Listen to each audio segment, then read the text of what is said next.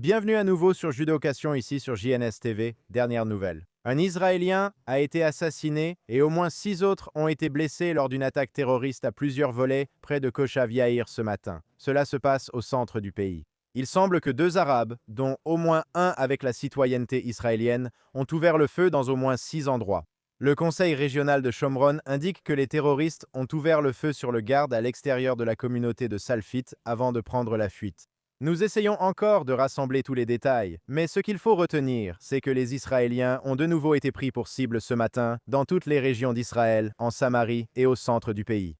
Avec une plaque d'immatriculation jaune, l'arabe israélien peut circuler librement partout. On ne sait toujours pas comment il a franchi le poste de contrôle dans la région, mais avec une carte d'identité israélienne, c'est beaucoup plus facile. Maintenant, mes amis, le dimanche en Israël est un jour de travail. C'est une journée extrêmement chargée. Vous avez des soldats qui retournent à leur base, vous avez des enfants qui retournent à l'école. Donc, ce terroriste, en profitant du fait qu'il a des plaques d'immatriculation israéliennes, en profitant du fait qu'il a une carte d'identité israélienne, a pu mener une attaque sur 6 fronts différents. L'un des terroristes, encore une fois, a été tué. Un autre terroriste a été arrêté. La situation reste très tendue en Israël alors qu'une nouvelle semaine commence. Espérons et prions que ce ne soit pas le début d'une nouvelle vague d'attentats terroristes à laquelle nous sommes malheureusement trop habitués, aussi bien en Judée-Samarie que dans tout le pays. Pour toutes les dernières informations sur cet incident, sur cette attaque, rendez-vous bien sûr sur jns.org pour plus de détails dès qu'ils seront disponibles. Concernant le terrorisme, c'était censé être le premier sujet dont nous allions parler, mais malheureusement, à cause de l'attaque de ce matin, c'est en fait le deuxième sujet. Mes 2 adolescentes israéliennes ont été blessées, dont une grièvement lorsqu'un terroriste arabe les a percutées avec son véhicule. Cela s'est produit au carrefour de Gush Etzion dimanche soir dernier, c'est en Judée. Selon les ambulanciers du Magen David Adom, ils ont évacué 2 victimes vers l'hôpital Shaar Tzedek à Jérusalem. Une jeune fille de 17 ans était dans un état grave avec des blessures au bas du corps, tandis qu'une adolescente de 15 ans a subi des blessures modérées au visage. Encore une fois, 2 jeunes filles à un arrêt de bus, et elles ont été délibérément percutées par un terroriste arabe. Tsahal a annoncé qu'un soldat a neutralisé le terroriste en très peu de temps. Dieu merci pour cela. L'arabe qui a commis cet acte, un homme de 31 ans originaire d'Hébron, est décédé plus tard de ses blessures car les soldats ont agi très rapidement sur place. Tsahal a mené des raids dimanche soir à Hébron, au domicile du terroriste, interrogeant les membres de sa famille et ses relations. Dimanche soir dernier, assis sur le canapé devant la télé, j'ai soudain reçu des notifications sur mon téléphone au sujet d'une possible attaque terroriste au carrefour de Gush Etzion. C'est à seulement 2,5 km de chez moi et en quelques minutes, j'entends des ambulances. Ce n'est pas juste une sirène, ce sont des ambulances sans arrêt pendant environ 5 minutes. Et qu'est-ce qui s'est passé? Un djihadiste arabe, utilisant sa voiture comme une arme, a décidé de foncer avec son véhicule sur de jeunes filles, des adolescentes, qui attendaient hors le bus ou un transport. Et c'est notre réalité ici. Et encore une fois, j'espère que ce n'est pas une vague. Nous avons vu des attaques similaires à la voiture bélier perpétrées par des islamistes partout en Israël et vraiment partout en Europe. Et je n'ai pas besoin de vous rappeler le 11 septembre 2001 quand il s'agissait d'avions et non de voitures. Mais le principe est le même. Utiliser des moyens de transport comme armes. Le but est de tuer, d'inspirer la peur et de provoquer la panique. Pourquoi foncer sur ces filles? Parce qu'elles sont juives et israéliennes. À cause de la réalité dans laquelle nous sommes actuellement en guerre contre l'Iran, en guerre contre le Hezbollah au Liban et sur tous les autres fronts, cette attaque a reçu environ 15 secondes de couverture sur toutes les grandes chaînes de télévision lors de leurs journaux télévisés en prime time. La dernière info que j'ai eue, c'est que la fille grièvement blessée allait être opérée. Les gens doivent comprendre que la réalité de cette fille et celle de sa famille pourraient avoir changé à jamais, selon la gravité de ses blessures. Alors, ne minimisons pas cette attaque simplement parce que, Dieu merci, personne n'a été tué. Malheureusement, ce matin, quelqu'un a été tué. Le but de l'attaque à Gush Etzion était de tuer. Ce n'est pas parce que le terroriste n'a pas complètement réussi que nous devons minimiser ce qui s'est passé. Et d'ailleurs, en conséquence, sa famille sera désormais sur la liste de paix de l'autorité palestinienne dans le cadre de leur programme « Payer pour tuer ». Pour le reste de leur vie, ils recevront une allocation mensuelle offerte par l'autorité palestinienne. Je félicite les soldats au carrefour de Gush Etzion d'avoir neutralisé le terroriste et évité un carnage plus grave. Dans la plupart de ces cas, le terroriste est également armé, soit d'une arme à feu, soit d'un couteau. Et après avoir utilisé sa voiture comme bélier, il en sort et essaie d'achever ceux qui ont été blessés. Dieu merci pour Tsahal qui empêche environ 95% des attaques planifiées en Judée et Samarie. Mais nous devons tous rester vigilants car beaucoup de nos voisins veulent malheureusement nous rayer de la carte. Et ce matin en était une preuve supplémentaire. Ce qui s'est passé aujourd'hui à Gush Etzion et dans le centre d'Israël est une forme de terrorisme. Ces dernières semaines, nous avons évoqué d'autres formes de terrorisme, comme le terrorisme agricole, où des Arabes tentent d'effacer l'histoire juive en détruisant des sites archéologiques. Nous avons déjà parlé du terrorisme environnemental, où des Arabes vivant sous l'autorité palestinienne brûlent leurs ordures, polluant l'air et laissant également les eaux usées se déverser dans les rivières. Maintenant, alors que les températures montent et que c'est l'été en Israël, nous devons affronter le terrorisme sous forme d'incendies et d'actes incendiaires. Cela arrive chaque année. Dès qu'il fait chaud dehors et que tout est sec, des groupes d'Arabes en Judée-Samarie et dans d'autres parties du pays essaient de réduire Israël en cendres. Voici un rapport de Hatzolah Judée-Samarie, également connu sous le nom de Sauveteurs sans frontières, de cette semaine. De multiples incidents dans les régions de Samarie et de la vallée du Jourdain. 10 points d'incendie criminels suspectés le long de la route de Gilad en Samarie. Dans la vallée du Jourdain, des avions de lutte contre les incendies et un hélicoptère assistent les efforts pour éteindre un incendie qui s'est déclaré plus tôt. Les pompiers ont maîtrisé l'incendie près de Har Bracha. Encore une fois, retour au rapport ici de Hatzolah Judée et Samarie. Sur la route Gilad en Samarie, les pompiers luttent actuellement contre 4 incendies majeurs le long du trajet. Une épaisse fumée recouvre la route et les équipes travaillent à éteindre les incendies. La police de Samarie est sur place pour gérer la circulation sur la route. Un enquêteur des services d'incendie et de secours d'Israël est sur les lieux et a jusqu'à présent identifié 10 foyers d'incendie distincts. Pompiers, bénévoles, équipes de l'autorité israélienne de la nature et des parcs, et ouvriers agricoles locaux tentent d'éteindre un incendie déclaré près de la source Ein Suko dans la vallée du Jourdain. Les équipes signalent 3 foyers d'incendie actifs et des terrains difficiles, empêchant parfois les interventions au sol contre le feu. Des avions de l'escadron anti-incendie d'Elad et un hélicoptère de l'unité aérienne de la police israélienne participent à l'extinction de l'incendie. Tout cela ne concernait qu'un seul rapport en une seule journée la semaine dernière. Mes amis, c'est comme ça tout l'été. Il suffit de quelques allumettes et d'un peu de bois d'allumage. Dans certains cas, des pneus enflammés sont lancés dans des vergers et des champs appartenant à des juifs. Alors ne vous y trompez pas. La grande majorité de ces cas ne sont pas des incendies accidentels. Ce sont des tentatives d'incendier des vergers, des champs et même des maisons appartenant à des juifs et, en fin de compte, de tuer des juifs. C'est une autre forme de terrorisme, tout simplement, et cela s'appelle l'incendie criminel. Et cela pourrait être le plus difficile à prévenir, car cela se produit en quelques secondes et se propage dans tout notre pays aride. Les communautés de Judée et de Samarie connaissent bien cette réalité. Beaucoup possèdent des camions de pompiers et d'autres équipements pour y faire face, mais ce système n'est pas infaillible. Espérons que l'été sera calme sur ce front, et espérons que ceux qui tentent de brûler l'État d'Israël seront arrêtés par les forces de l'ordre. Passons à la suite. Des forces militaires agissant sur la base de renseignements de Tsahal et de l'agence de sécurité israélienne ont appréhendé 3 terroristes qui se préparaient à mener une attaque majeure dans la région de Ménache, en Samarie. Les troupes ont ensuite découvert une arme à feu improvisée cachée sous terre. Regardons cet extrait de Tsahal. Ceci n'est qu'un rapport d'une opération de sécurité cette semaine dans la région.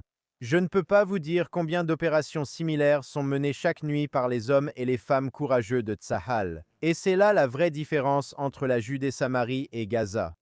Dans cette région, Tsahal peut intervenir sur le terrain chaque nuit lorsque les renseignements indiquent qu'une attaque est imminente. À Gaza, nous n'avions pas de troupes au sol et le Hamas avait carte blanche pour construire les tunnels terroristes et fabriquer les roquettes jusqu'au 7 octobre. Poursuivons nos prières pour le bien-être de nos soldats qui nous protègent en Israël jour et nuit. Un autre rapport de Palestinian Media Watch dénonce la haine anti-israélienne et l'incitation à la violence de nos prétendus partenaires de paix de l'autorité palestinienne. Fin mai, la télévision officielle de l'autorité palestinienne a lancé un nouvel appel à exterminer les Juifs. Comme le souligne Palestinian Media Watch, il ne s'agit pas d'une vidéo de l'Allemagne nazie d'il y a 80 ans, c'est l'autorité palestinienne, financée par l'Occident il y a seulement 10 jours. La télévision officielle de l'autorité palestinienne a une nouvelle fois diffusé une prière appelant à l'extermination des Juifs. récité par un dirigeant religieux, est devenu un mantra sur la chaîne. Comme le dit ce responsable religieux, je cite, « Compte-les et tue-les un par un, n'en laisse même pas un seul ». C'est tiré de la télévision officielle de l'autorité palestinienne le 22 mai 2026. Regardons l'extrait. Ô Allah, affermis nos pas et accorde-nous la victoire sur les mécréants. Ô Allah, ne laisse aucun oppresseur sans l'anéantir, Seigneur des mondes. Ô Allah, occupe-toi de tes ennemis et des ennemis de ta religion. Ô Allah, compte-les un à un, tue-les tous et n'en laisse aucun. Comme le dit PMW, les appels au génocide devraient être inacceptables lors de toute cérémonie religieuse. Pourtant, dans les mosquées sous l'autorité palestinienne, ces appels contre les Israéliens et les Juifs sont courants et relayés auprès de tous les Palestiniens par la télévision officielle de l'autorité palestinienne. Ce phénomène est particulièrement dangereux, comme l'a montré PMW, car plus de 90% des Palestiniens se considèrent comme religieux. La parole d'Allah étant incontestable, tuer des Juifs est souvent présenté comme un acte de culte islamique par l'autorité palestinienne. Au cours des 2 dernières années seulement, la télévision de l'autorité palestinienne a diffusé au moins 8 fois des sermons priant pour l'extermination des Juifs par des responsables religieux de l'autorité palestinienne, la plus récente étant le 22 mai. La question est de savoir combien de temps les pays vont continuer à financer aveuglément l'autorité palestinienne alors que leur argent sert à alimenter la haine et l'incitation à la violence. Combien de temps Israël tolérera-t-il encore l'autorité palestinienne face à cette réalité? Je comprends que nous sommes maintenant en guerre sur de nombreux fronts, mais lorsque la situation se calmera avec l'Iran, le Liban et Gaza, nous devrons porter notre attention sur cette réalité qui ne se trouve pas à nos frontières, mais bien à l'intérieur de nos frontières. Cela dure depuis plus de 30 ans. En l'an 2000, cela a explosé sous la forme de la seconde intifada, ou comme je l'appelle, la guerre d'Oslo.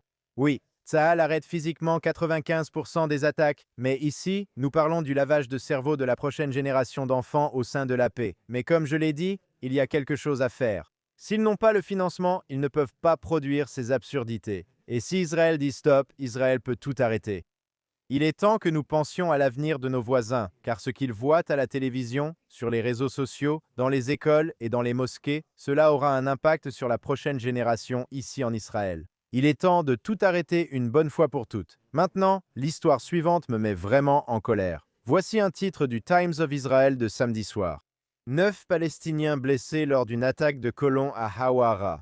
Des soldats de Tsahal vus en train de frapper un homme. Voilà le titre. Et puis d'ailleurs, tout en bas de l'article, il est écrit « Les forces de défense israéliennes ont déclaré que des soldats et des policiers des frontières ont été envoyés sur plusieurs sites à Hawara après avoir reçu des signalements de vol présumés de bétail appartenant à des civils israéliens. » Maintenant, j'essaie encore de rassembler les détails, mais le titre de l'article ne dit rien sur la façon dont tout cela a commencé. À savoir, des Juifs ont été volés, on leur a volé leur bétail.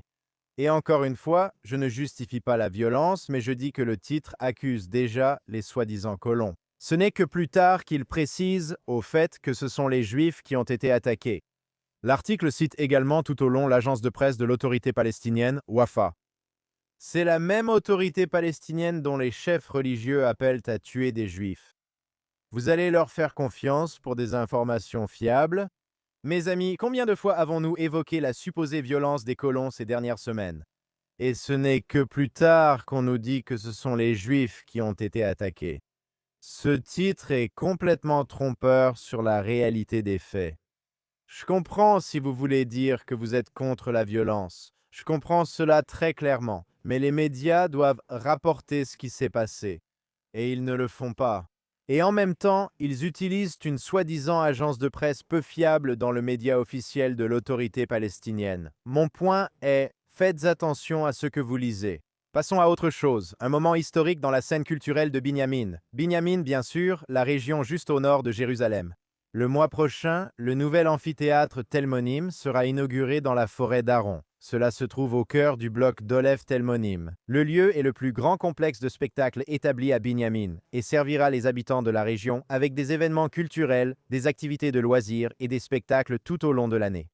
Une fois tous les travaux terminés, l'amphithéâtre pourra accueillir jusqu'à 3000 spectateurs, ce qui en fera le plus grand lieu de spectacle de la région. Le nouvel amphithéâtre, le premier du genre à Binyamin, permettra pour la première fois d'organiser des spectacles de grande envergure dans la région et d'amener des artistes et des interprètes de premier plan au cœur de Binyamin. Alors pourquoi est-ce que je vous raconte une histoire à propos d'un nouvel amphithéâtre? Est-ce vraiment une information qui fait la une dans le monde entier? Et la réponse à cela est un oui retentissant. Ce genre de projet prouve qu'Israël investit dans la pérennité de la vie juive dans la région.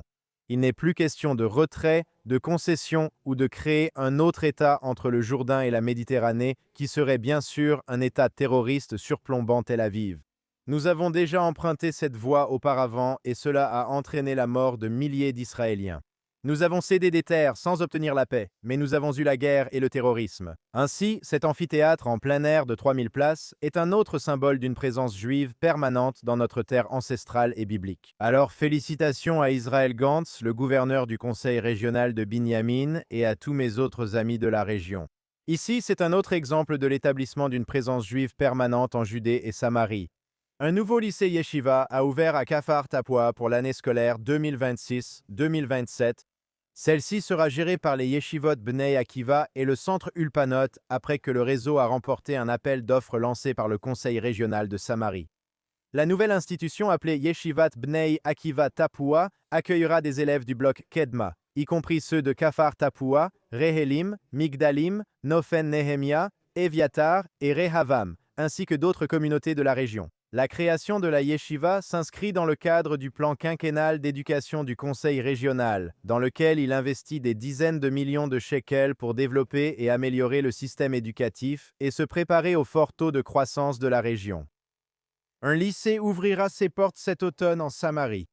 Et alors, est-ce que c'est digne d'intérêt? À première vue, non. Mais comme je l'ai dit dans l'histoire de l'amphithéâtre, c'est un autre exemple de planter des graines pour l'avenir afin que cette partie du pays reste entre les mains juives pendant des générations. Oui, les gouvernements peuvent changer d'avis. Et nous avons tous vu en 2005 à Gush Katif à Gaza et en Samarie du Nord lorsque tous les Juifs et leur communauté entière ont été expulsés et que les maisons ont été détruites.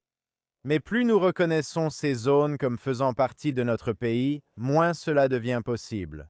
Et un jour, très bientôt, la souveraineté israélienne complète sur la région. Merci de nous avoir rejoints ici sur Judéa Occasion sur JNS TV. Je remercie les personnes en coulisses. La productrice Barbara Kamenov, l'ingénieur Aaron Wagoner, Zach Sickerman, Ryan Lifshitz, le responsable de la station Yuri Zveretsky et notre monteuse vidéo Olga Sinatov. Merci de nous avoir rejoints. Rendez-vous sur JNS TV pour du contenu incroyable et sur jns.org pour les dernières actualités d'Israël, du Moyen-Orient et du monde juif. Ou laissez-nous un super merci et n'oubliez pas de vous abonner. On se retrouve la semaine prochaine ici sur Judéocation, uniquement sur JNS TV.